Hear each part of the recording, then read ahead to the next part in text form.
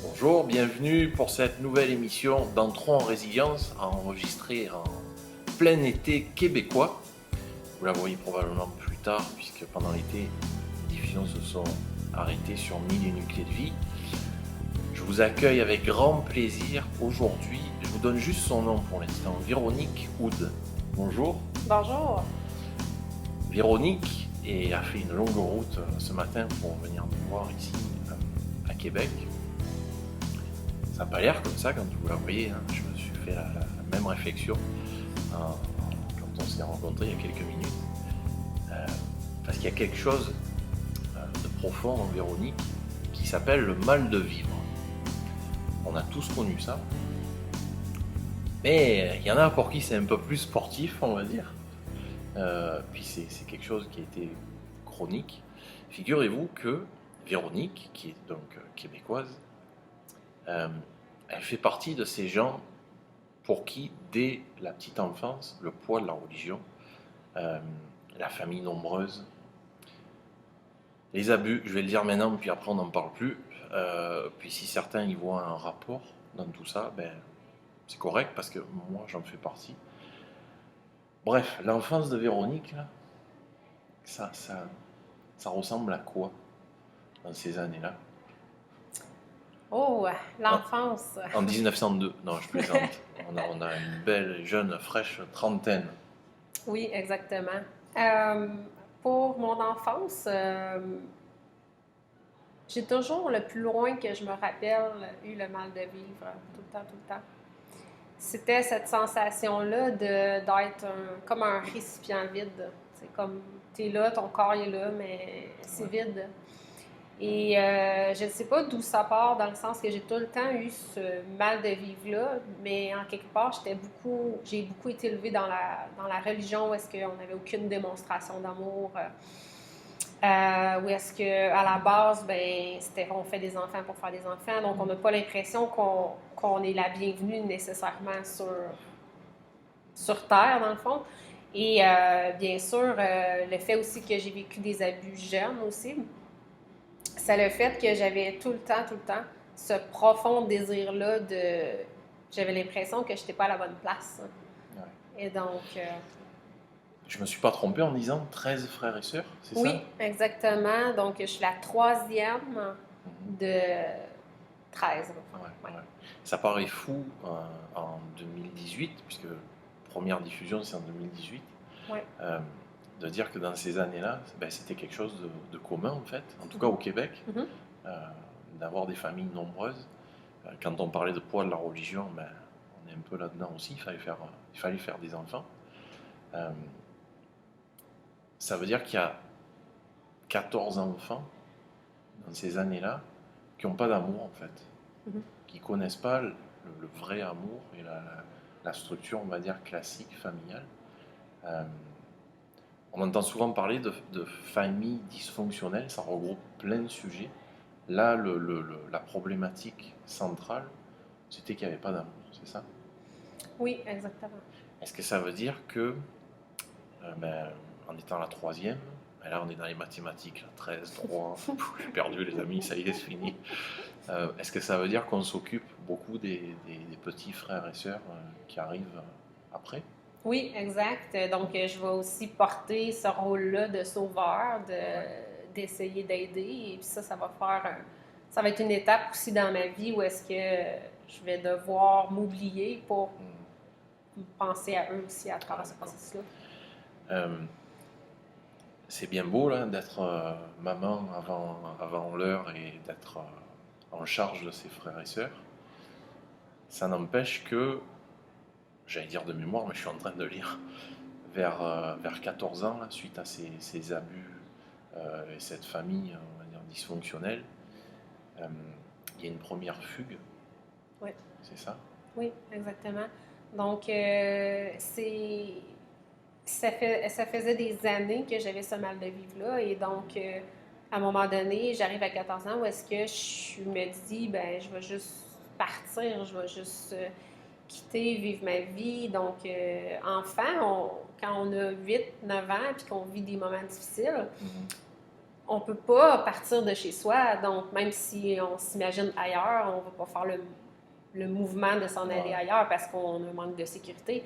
Mais à 14 ans, on a plus l'impression qu'on est capable d'être autonome puis d'être capable de vivre toute seule. Donc, je vais faire ma première fugue et je vais revenir parce que c'est comme trop dur pour moi d'abandonner mes frères et sœurs à leur sort, tu sais, dans cette situation-là. Parce qu'à l'époque, il faut dire que je vis des abus, mais que c'est presque terminé les abus à cette époque-là parce que je vais faire des choix. Vous allez voir qu'on enregistre dans des conditions du direct, c'est-à-dire que là, je vais couper l'ambiance et la concentration sur le sujet en demandant juste à notre invité de passer son bras gauche par-dessus le fil. Ça va éviter d'avoir le fil du micro qui va aller. Parfait. Hein? Ça m'est arrivé aussi, donc on ne dit rien s'il vous plaît. Merci. Très sérieusement, il y a quelque chose que j'explique rapidement pour les francophones non québécois, au Canada, au Québec en tout cas, je ne sais même pas si c'est à l'échelle du pays complet. On a un service qui s'appelle la DPJ, le département de la protection de la jeunesse. Oui. Je ne dis pas de bêtises. Mettez-vous toujours dans le contexte de ces années-là. À 15 ans, à peu près, Véronique, vous faites un signalement, vous contactez la DPJ à ce niveau-là. Clairement, là, même si c'est des mots un peu difficiles, c'est pour dénoncer ce qui se passe dans votre famille. On est toujours, encore une fois, dans les années où les familles sont nombreuses, il y a un côté taiseux, on ne dit rien, au sein même de votre famille, sans parler papa, maman, etc. Il y a des choses qui ne se disent pas ou qui se laissent comme ça aller. Autant on peut comprendre votre démarche, mais je suis curieux même, je dirais, comment c'est perçu à ce moment-là quand vous faites le signalement à la DPJ? Ouf, c'est difficile à cette époque-là parce que on règle tout dans la religion, donc on règle tout dans la famille, on n'en parle pas, donc et puis à cette époque-là, les gens étaient au courant que ça se passait, mais on n'en parlait pas, donc moi je me disais, ben je vais aller chercher. Ça prend du courage, je pense, pour arriver à dénoncer sa propre famille, à arriver à dire parce que on est vu comme quelqu'un qui va détruire. Dans le fond, je vais être vue à cette époque-là comme quelqu'un qui va avoir détruit la famille, qui va nous avoir toutes séparés. Tu sais. Quand vous dites les gens étaient au courant dans ces années-là, c'est que ça arrivait ou c'est les gens qui étaient au courant que ça se passait dans votre famille? Ma famille était au courant que ça se passait dans notre famille. Donc c'est juste que. Et ça va m'amener tellement pendant des années à être capable d'accepter tout dans ma vie puis de pas parler de ce que je ressens. Incapable de parler de ce qu'on ressent parce que c'est pas important de communiquer, c'est pas important de parler des vraies choses. Et donc ça m'a empêché énormément d'être authentique dans ma vie aussi, de parler des vraies choses. Mais cette douleur-là est plus forte, puis c'est surtout le fait de me dire que je peux pas laisser tous mes frères et sœurs là, donc je vais me prendre sur moi, un peu comme une maman le ferait pour ses enfants. Et donc, je signale une première fois à la DPJ. Donc, ça va prendre 2 fois avant qu'ils viennent vraiment, parce que la première fois, je suis pas capable de dire de façon authentique les vraies choses. Et donc, eux, c'est pas urgent, tu sais, on vient pas. Mais la deuxième fois, je suis capable d'être authentique et là, de vraiment parler des vraies choses, que je vis des abus, que je trouve ça difficile, que j'ai ce mal de vivre-là, que je peux pas laisser toute ma famille dans ces circonstances-là. Et donc, c'est 24-48 heures après. On rappelle que vous avez 15 ans à cette époque-là. Oui. Le mal de vivre, ça a dû en générer pas mal, cette affaire-là, y compris le fait de dénoncer, je suppose. Oui. On doit se sentir bizarre, là, parce qu'en même temps, c'est un soulagement de faire ce signalement-là, mais il doit y avoir de la culpabilité aussi, je suppose, à le faire. Exactement, beaucoup de culpabilité et aussi je vais être étiquetée comme la personne qui a détruit la famille, hein, donc comme premier. Et on va même me dire des choses comme si je te revois, je te tue, genre des choses comme ça, en voulant dire comme genre, tu sais, comme on réagit de façon, on va dire, en voulant dire, regarde, tu viens de me blesser parce que tu viens de détruire la famille, donc, tu sais, en voulant dire, on veut plus rien savoir de toi, tu as détruit la famille et tout. Donc, je vais vivre avec ce processus-là parce que en allant en famille d'accueil, ben, j'ai de mes frères et sœurs qui vont me suivre. Ok. Et donc, eux vont m'en vouloir aussi de. Ah oui, ah, d'accord. Ouais, Ouais. ouais, Bah, on est bien content que vous soyez en vie, parce que sinon ouais. on n'aurait pas d'invité aujourd'hui. Non. Non, exactement. Vous parlez de famille d'accueil. Mhm. Euh, j'ai vu dans votre biographie que là, c'est une vraie famille d'accueil. C'est tout le contraire. Il y a beaucoup d'amour. Mhm. Euh, vous avez un cadre familial pour vos frères et sœurs qui vous suivent aussi. Puis là, bizarrement, ça génère d'autres réactions de votre part. On va se limiter à vous, pas à vos frères et sœurs. Hein. Ouais. Euh, ce trop-plein d'amour, qu'est-ce que ça fait en fait? Quand tu es élevé avec la sensation que tu n'as pas de câlin, tu n'as pas de je t'aime, tu n'as pas de démonstration d'amour, ben quand tu arrives dans une famille où est-ce qu'on te donne cet amour-là, tu penses que c'est pas réel, tu penses qu'on peut pas t'aimer avec tes blessures, avec ton authenticité en tant qu'enfant, tu sais, parce que tu l'as jamais été, tu sais. Et donc, tu vas tester cet amour-là. Et moi, j'étais très révoltée à l'époque, donc j'ai testé, voir si c'était vrai, qu'il m'aimait vraiment, tu sais. Vous Et avez donc, entendu le mot, hein? Révolte. Hein? ouais, exact. Et donc, je vais en venir jusqu'à un stade où est-ce que ils sont plus capables de faire quelque chose avec moi, ils vont m'envoyer en centre d'accueil parce que je suis trop réactive. Quand vous dites ça paraît pas réel, est-ce que ça paraît anormal? C'est-à-dire que la normalité, c'était pas d'amour en fait, pour vous? Exact. Quand tu es habitué à ça, tu as l'impression que c'est comme le plus grand rêve de ta vie d'avoir cet amour-là. Mais comme tu n'es pas capable de l'avoir, donc tu penses que c'est pas possible. Mais en même temps, tu as toujours l'espoir de l'avoir, tu sais. Ouais. Et donc aussi, ça va m'amener plus tard aussi à toujours à chercher l'amour à l'extérieur de moi. Ouais, ouais. Donc ça veut dire que ça marche pas dans cette famille-là, alors que le cadre était beau, Mhm. était normal et bien réel. Mhm. Donc là, vous repartez vous quittez cette famille-là. Et donc là, je m'en vais en centre d'accueil et là, ma famille d'accueil me dit on t'aime, on veut te reprendre, mais à la condition que tu changes, que tu sois capable d'accepter cet amour-là. Et donc, à partir de ce moment-là, j'accepte. C'est comme la limite. Ouais.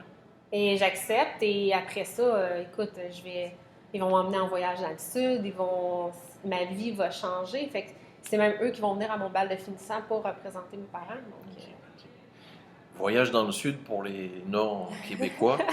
Nous, ici, on dit qu'on va dans le sud, parce que, vous savez, on a des hivers sympathiques. Si on descend, on va dire, dans Cuba, République dominicaine, c'est ça pour nous, le sud. Hein. C'est pas le sud du Québec. Voilà. Enfin, c'est pas grave. L'important, c'est qu'on puisse y aller. exact. Si vous comprenez pas bien ces détails-là. Puis il y a les voyages dans le sud, ça se passe bien, Mhm. etc. Ce qui n'empêche, on va dire, les crises d'adolescence de jeunes adultes où ça y est, on a 18 ans, on se lâche loose, comme on dit ici. Exact. C'est qu'à 18 ans, tu n'as plus le service de la DPJ, dans le fond, qui sont là pour t'aider. Donc, Ouais. tu te retrouves avec toi-même, mais dans le fond, tu n'as pas appris à être bien avec toi-même. Et donc, tu n'as pas appris à faire la transition. Et moi, j'ai eu la chance d'avoir une famille d'accueil parce que j'avais beaucoup d'amour. Et donc, de me retrouver toute seule. Et là, je ressens ce grand vide-là qui refait surface. Parce que j'aurais pas appris à l'époque à m'aimer. Donc, on va chercher des choses extérieures pour. Pendant ces années-là, il n'y a plus de contact avec votre famille. Très peu à cette époque-là, encore, très très très peu. C'est un peu plus tard que ça va venir. C'est que à partir de, je dirais, de l'âge de 18 ans à 19 ans, c'est là que je vais vivre ma grosse période de souffrance. Où est-ce que je me retrouve en appartement toute seule, plein de responsabilités, j'ai pas rien appris, je me retrouve toute seule avec moi-même. Donc, on essaie de se faire des amis dans une nouvelle ville, donc se faire des amis, donc on sort dans les bars, tu sais, on côtoie des gens. Ouais. Puis là, ça commence à se gâter un peu. Exact. On va appeler ça, est-ce qu'on peut appeler ça une période d'abus? Oui, exact. C'est vraiment une période d'abus, exactement. Exact. C'est testé. Il y a un mot moi, qui m'est venu tout de suite quand j'ai pris connaissance de votre biographie. C'est le mot distorsion. C'est-à-dire, vous avez été victime d'abus, puis à un moment donné, là, pour que ça s'équilibre, puis souvent on a tendance à faire ça, hein, on va dans les extrêmes. C'est vous qui avez recherché quelque part, hein, que ce soit l'abus de sortie d'alcool, etc. Ça, c'est vous qui pouvez en parler si vous voulez, mais est-ce qu'avec le recul, vous comprenez ce fait d'être allé dans un autre extrême, en fait? Oui, exact. Puis j'ai eu besoin d'aller dans cet extrême-là pour le constater aussi, tu sais. Dans le sens que je venais d'une grande famille, fait que veux pas, on est habitué quand même d'être entouré, même si on se sent seul. Donc le vide était là, même si mais j'étais quand même entourée. Et j'arrive en famille d'accueil et eux, ils me donnent beaucoup d'amour, donc je me sens entourée. Et là, je me retrouve toute seule, donc je veux être entourée. Puis pour être entourée, ben à l'époque, j'ai pas une nouvelle ville, j'ai pas d'amis, et donc je vais sortir. Et donc, ça va être complètement l'opposé, dans le sens que autant, je vais m'habiller super sexy pour sortir dans les clubs, on va coucher avec n'importe qui, on va boire de l'alcool, on va juste... Calmez-vous, hein, messieurs, c'est fini ça. Okay. Exact, c'est fini. Mais pourquoi? Parce que pour moi, dans ma tête, c'était comme genre... Je veux juste faire une référence pour les gens qui ont peut-être vécu des abus, peut-être ça va clarifier le tout. Mais quand on vit des abus, on se sent sale, on se sent... Il n'y a plus d'estime Il n'y a plus d'estime personnelle. Et donc, dans cette phase-là, ça va être, OK, mais si pour m'aimer, tu as besoin de ça, ben, let's go, vas-y. C'est comme, prends ce que tu veux, puis comme, tant que tu m'aimes, tant que tu me donnes un peu d'attention, tu sais. Et donc... se faire remarquer. Oui, et ça va être dur pour moi de me pardonner ça, parce que à l'époque, à cause de tout ça, à 19 ans, je vais vivre un viol. Et donc, là, c'est comme, tu sais, mon père qui me disait toujours... tu t'habilles sexy, ben, tu vas attirer ce genre de personne dans ta vie, et bien là, bam! Et là, toute la souffrance du passé refait surface. Et donc, et là, ce grand vide-là va faire que je vais commencer à aller plus vers la drogue. Et là, je me rappelle un moment spécifique, je suis avec un gars, puis il me dit, Véro, c'est comme... Genre, t'as besoin d'aller en thérapie, t'as besoin de te faire soigner, c'est comme ça n'a pas d'allure, tu sais, genre, sinon on va te retrouver dans le fond d'une ruelle, tu sais, comme t'as pas d'estime pour toi, t'as pas le goût de vivre, t'as ce grand vide-là, t'es pas autonome, t'es rien, tu sais. Ouais, c'est le mal de vivre. Exact, exact. Et c'est là que je vais rentrer en thérapie, je vais accepter je sais pas pourquoi, je vais accepter peut-être le fait d'avoir énormément de souffrance, le fait d'avoir besoin d'être accompagnée, et c'est là que je vais accepter ce cadeau-là que j'appelle, qui est ce 5 mois de thérapie fermée-là, où est-ce que je vais apprendre vraiment la base du pardon, puis la base de l'amour aussi. T'sais. Apprendre à pardonner, puis encore une fois, Véronique nous parlait tout à l'heure de révolte, de colère, parce que c'est pas possible autrement que d'en vouloir à son ou ses agresseurs, surtout quand ça vient de sa propre famille. Mais effectivement, encore une fois, le pardon, ça veut dire qu'avant on ne pardonne pas. Donc là, à force de ces abus recherchés dans cette période de vie, on comprend bien que vous passez de révolte, colère à apprendre à pardonner au cours de cette thérapie-là. Ça ne va pas être facile, ça. Non, c'est vraiment une époque où est-ce que je vais vivre beaucoup de colère, beaucoup de pleurs, beaucoup de... Mais je vais vraiment faire face, puis je vais vraiment apprendre à leur pardonner à ces personnes-là. Aujourd'hui, on est vraiment unis, tu sais, on a vraiment passé à une autre étape.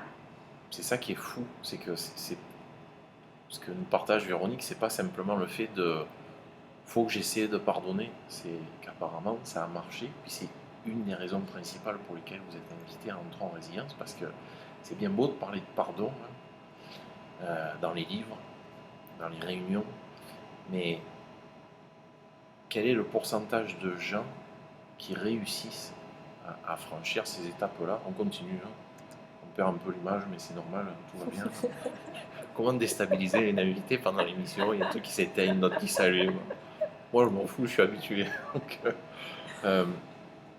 justement, je viens de donner une expression un peu qui se dit pas, là, je m'en fous. Mais malgré cette période de pardon, il faut dire que pendant ces années-là, vous prenez, ou peut-être après, je sais pas, un surplus de poids. Puis, suite à cette thérapie-là, il y a plein de choses qui se déclenchent, notamment la perte de poids, malgré le fait que, il y a quand même des périodes où vous vous foutez, c'est pour ça, je ne suis pas tout seul à employer ce mot, c'est l'invité qui me l'a mis dans la bouche. Je ne parle pas comme ça. Vous continuez quand même à tester des limites, à être égoïste quelque part. Qu'est-ce qui se passe dans cette période-là? C'est que quand je sors de thérapie, je suis comme une nouvelle personne. Puis je peux dire même que ma vie est coupée en deux à partir de cette époque-là, parce que je suis comme plus l'étiquette de victime quand je suis jeune. Et puis à partir de quand je sors là, eux, ils m'apprennent qu'à quelque part, je suis un peu, tu sais, j'ai à pardonner, tout ça. Puis que, bon, je me rends compte aussi qu'il y a d'autres gens qui vivent des choses difficiles, que je ne suis pas toute seule aussi à avoir vécu des choses comme ça. Et donc, je vais apprendre vraiment plus au niveau du développement personnel. Donc, vraiment à devenir, à comprendre que c'est pas parce qu'on t'étiquette comme victime que tu es une victime et que tu as besoin de le rester toute ta vie. Comme, tu peux être qui tu veux être, tu peux être qui tu es réellement. Mais malgré tout ça, ce que j'ai compris à cette époque-là, c'est que j'ai compris qu'il fallait pardonner aux gens. Mais j'ai pas compris qu'il fallait me pardonner à moi-même. Ah. Et donc, c'est ce qui va faire que dans ma vie, je vais me faire arriver plusieurs choses, dont ma prise de poids que je vais, parce que, comme on dit, on s'en fout de ce qu'on mange, on s'en fout de ce qu'on donne à notre corps. On mange ses émotions. On mange ses émotions et tout ça. Fait que, et donc, c'est pas long que je vais revoir ce mal de vivre-là. Parce qu'à quelque part, j'ai pas compris que c'est pas juste en pardonnant aux autres, mais c'est en me pardonnant moi-même. C'est comme l'amour, hein. C'est pas juste une théorie que pour aimer les autres, il faut déjà s'aimer soi-même. Exact. Et donc là, la technique Véronique Hood, c'est tester les limites, que ce soit professionnel. On n'aura pas trop le temps d'en parler, mais aller jusqu'au bout d'une faillite, faire que travailler, se foutre. Non, c'est devenu un mot du dictionnaire des autres, parce que vous êtes dans cette phase-là où il faut que vous appreniez à vous pardonner à vous-même et à vous aimer vous-même. C'est aussi que à cette époque-là, c'est à l'époque autour de 2008-2009. Donc, je suis dans une époque où je me réalise pas pleinement. Donc, j'ai été faire mon cours en toxicomanie. Je veux être en relation d'aide, mais je suis pas capable parce que c'est trop proche de ce que je vis. Et donc, je me dis, finalement, j'ai un surplus de poids, je perds mon poids, donc ça me donne le goût d'aller plus en nutrition et en fitness. Donc là, je m'en vais dans ce monde-là et j'ai l'impression que je vais être plus heureuse parce que je vais perdre du poids et tout ça. Mais la réalité, c'est que je perds tout mon poids, je me rends 118 livres, mais je m'aime pas plus à l'intérieur de moi. 118 livres? On n'est pas dans une émission littéraire, les amis. Ça fait, je sais pas, 70 kilos, j'en sais rien, aucune idée. Encore des maths, j'en peux plus. 50 kilos peut-être, 54 kilos, 55 kilos peut-être. Je viens de grossir l'invité, les amis. Excusez-moi. Et donc, et là, je me mets à travailler parce que je m'accomplis là-dedans, tout ça, et je me mets à travailler. Et je suis un peu comme une workaholic, une extrême, dans le fond. Fait que ma vie, ça devient juste le travail. Et je vais, en 2012, je pense, qu'on va ouvrir le gym ensemble, donc avec mon conjoint à l'époque. Et donc, c'est un beau projet et tout ça, mais à cette époque-là, je suis une personne qui est au-dessus de tout le monde parce que je veux rien avoir demandé de l'aide dans ma vie parce que j'ai réussi à me bâtir quelque chose et donc l'ego très, très, très élevé et j'ai raison et pauvre employé à l'époque. Et j'ai raison, les autres ont tort, puis c'est comme ça. Si tu me suis, tu vas réussir. Si tu me suis pas, ben tu réussiras pas. Puis c'est un peu dans ce move-là. Donc, Est-ce que c'est la peur de l'inconnu, un peu, aussi? Que ça soit en affaires ou en amour, ou de vouloir tout contrôler je pense que c'est de vouloir contrôler. Donc, aussi, c'est que quand tu contrôles, ben t'es pas en train de travailler sur toi-même aussi. Tu sais, Ouais, essaies de tout gérer. Donc, je me dis, je me suis débrouillée toute ma vie toute seule. Donc, je vais me débrouiller. Puis, et ouais. donc, je vais me faire arriver une faillite avec le gym parce que j'avais besoin de vivre ça pour détruire cet ego-là. Et je vais redemander à cette époque-là, en 2016, de l'aide à ma famille. Et ça va être dur pour moi. Ok, donc ça fait appel aussi à la notion d'humilité. Oui. Est-ce que vous diriez que le fait de traverser ces épreuves, puisqu'il y a même eu une rupture amoureuse qui a été quand même cadeau, là, de ce que j'ai compris, lu, là, Ouais. j'ai fait mes devoirs quand même, faut pas exagérer. Tout ça, ça a été un moyen peut-être de devenir plus authentique. Exactement. Ben, jusqu'à début 2018, ce qui est quand même v'là pas longtemps.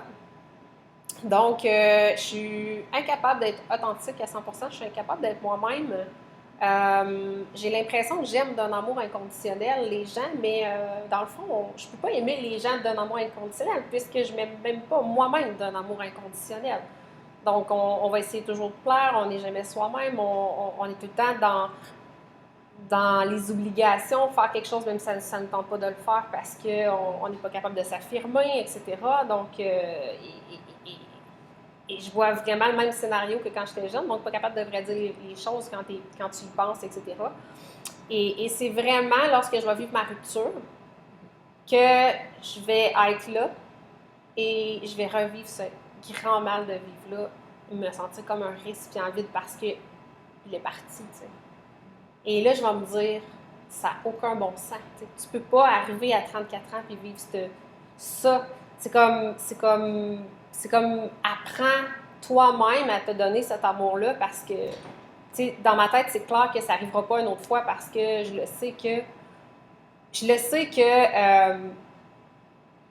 il n'y a personne d'autre, il n'y a aucune. Pour avoir eu de l'argent, avoir réussi financièrement, avoir tout fait l'opposé, puis avoir tout perdu, ben je me rends compte que je l'avais tout perdu ou que je l'avais tout, je n'étais pas plus heureuse, tu sais. Donc, et que j'étais en couple ou que je ne l'étais pas, je n'étais pas plus heureuse. Donc, je me suis rendu compte qu'à quelque part, c'est soi-même qui peut nous rendre heureux, tu sais. Et donc, c'est de là que je suis partie en me disant, mais regarde, je vais juste être authentique à 100% moi-même. C'est à partir de là que j'ai pu commencer à parler vraiment des vraies choses sans essayer de me faire juger, sans penser que les gens allaient me juger, tu sais. Elle porte bien. Hein. Si vous prenez l'émission en cours, bah déjà c'est un peu trop tard parce qu'on arrive bientôt à la fin.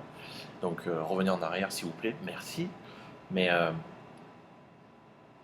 avant d'apprendre à aimer notre invité, parce que c'est certain que vous l'avez aimé, vous allez aimer son propos, ça veut dire qu'il faut être sûr d'avoir appris à vous aimer vous-même. Puis je pense que c'est ce qu'on va retenir de cette émission parce que oui, c'est enseigné dans la théorie, mais au travers de votre exemple de vie. Moi, je trouve ça vraiment fort d'arriver à dire, avec ce que j'ai vécu dans l'enfance et après, ben, je le prouve, là, j'ai réussi à pardonner, puis en mettant en avant le fait qu'il y avait de la colère, de la révolte, parce qu'encore une fois, coucou amical au développement personnel, tel qu'il a été en tout cas, c'est bien beau de parler de pardon, mais ça veut dire encore une fois qu'avant, il faut vivre des choses, dont la révolte. On a bien compris que votre mal de vivre qui vous a suivi, vous suit peut-être encore, un des outils, ça a été d'aller dans les extrêmes. C'est pas ce qu'on va recommander à tout le monde, mais c'est votre manière à vous d'avoir cheminé, procédé. Puis ça fait partie du processus, et puis il y a des choses qui ont changé. Est-ce que vous diriez que perte de poids et estime de vous, ça s'est croisé, même si ça vient pas de la perte de poids en elle-même? Je pense qu'à la base, moi j'ai fait le contraire. J'ai commencé par la perte de poids en pensant que j'apprendrais à m'aimer, mais je pense que quand tu apprends vraiment à t'aimer, tu vas prendre du temps pour bien manger, tu vas prendre du temps pour être actif, tu vas prendre du temps pour bien dormir, tu vas prendre du temps pour toi-même, tu vas te prioriser, tu vas te mettre on dit toujours, tu vas te traiter comme la personne number one, tu vas te traiter comme sur un piédestal, puis tu peux pas sans ça avoir des gens dans ta vie qui vont t'aimer pour qui t'es vraiment, ou même s'aimer eux-mêmes, parce que à quelque part, les gens sont tous un miroir de nous-mêmes, tu sais. On arrive à la fin de l'émission déjà. Véronique, je sais pas vous, mais à mon avis, on va avoir la chance un jour prochain de la recevoir peut-être plus dans le livre à lire, parce qu'il y a des projets d'écriture, voire dans l'émission à découvrir, parce que la manière dont elle parle, à mon avis, ça ferait du bien à pas mal de monde en conférence aussi. À suivre, merci beaucoup d'être venu à cette émission d'Entrons en Résilience. Puis nous, on se dit à la semaine prochaine. Soyez sages, mais pas trop. Salut, au revoir. Au revoir.